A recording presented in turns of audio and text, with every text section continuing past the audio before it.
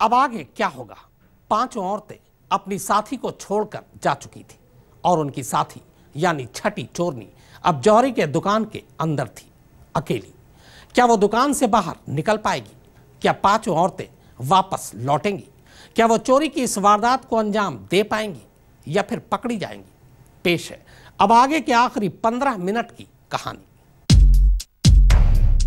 गली में अब भी सन्नाटा पसरा था। हाँ, बीच बीच में इक्का दुक्का लोग जरूर गुजरते दिखाई देते। उधर दूसरी तरफ शटर के अंदर अब भी पूरी तरह खामोशी थी। चोरनी गैंग की छठी और सबसे दुबली पतली साथी अब भी जौहरी की दुकान के अंदर ही थी। उसे शायद पता था कि उसे कब बाहर निकलना है। घड़ी की सुई धीरे धीरे खिसकती जाती है। 5:11:58। अपनी छठी साथी को दुकान के अंदर छोड़कर जाने के करीब 13 मिनट बाद पांचों औरतें एक बार फिर गली में नजर आती हैं। इस बार पांचों गली में दाईं तरफ से दाखिल होती है। पांचों फिर से ठीक उसी दुकान के शटर के बाहर आकर रुक जाती है। इसके बाद एक औरत खड़ी रहती है और पहले की तरह ही शॉल का पर्दा बनाकर पीछे शटर को छुपा देती है, जबकि बाकी औरतें नीचे बैठकर शायद अपनी छठी साथी को अंदर कुछ इशारा देती है। 5:13:17। इशारा पाते ही एक बार फिर से शटर का मुंह थोड़ा सा खुलता है और वही दुबली पतली औरत दुकान के अंदर से उसी तरह रेंगते हुए बाहर निकल आती है। निकलने से पहले वो अंदर से ही एक पॉलिथिन अपनी साथी को पकड़ा देती है। इस पॉलिथिन में जेवर भरे हैं, वो जेवर जिनकी कीमत करीब 25 लाख रुपए से ज्यादा है।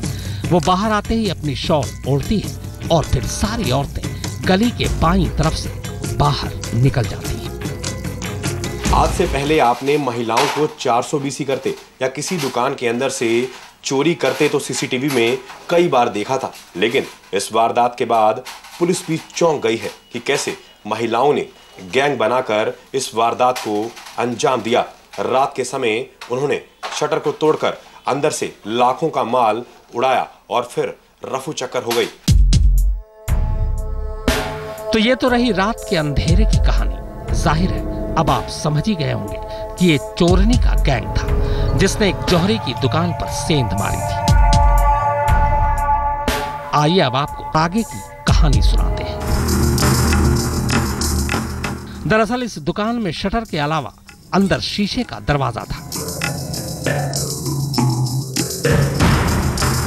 चोरनी गैंग ने पहले शटर के लॉक को और फिर शीशे के दरवाजे के लॉक को इस कारीगरी से काटा कि शटर थोड़ा सा ऊपर उठ गया। शीशे का दरवाजा अंदर की तरफ ही खुलता था, लिहाजा उसे धक्का देकर चोरनी अंदर घुस गई। जो जिस तरीके से नीचे से घुस के अंदर 2 लड़कियों को भेजा और बाहर वो थोड़ी देर चली गई, बाद में फिर आती हैं, फिर उनको साथ में लेकर चली जाती हैं, सारा सामान उठा कर ले जाती हैं। इससे तो जाहिर है कि प्री प्लान्ड है। तो हम आए खोलने सुबह, तो जब देखे कि ताला चैनल से थोड़ा सा बाहर निकला हुआ था तो हमें लगा ये टेढ़ा क्यों है शटर।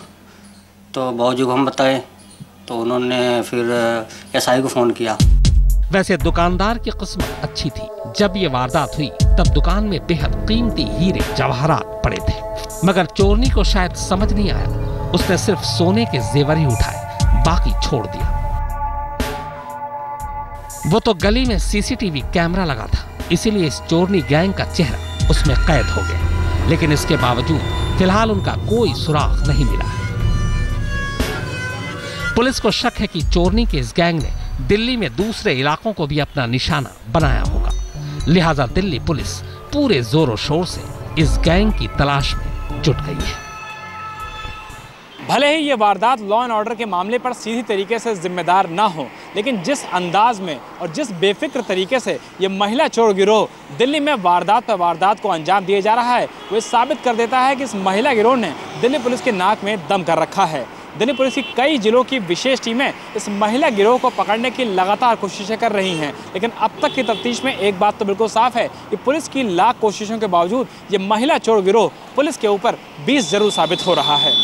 क्या नाम है? सैयद वकार अली और मुनीश देवगन के साथ विशाल प्रताप सिंह, दिल्ली, आज तक।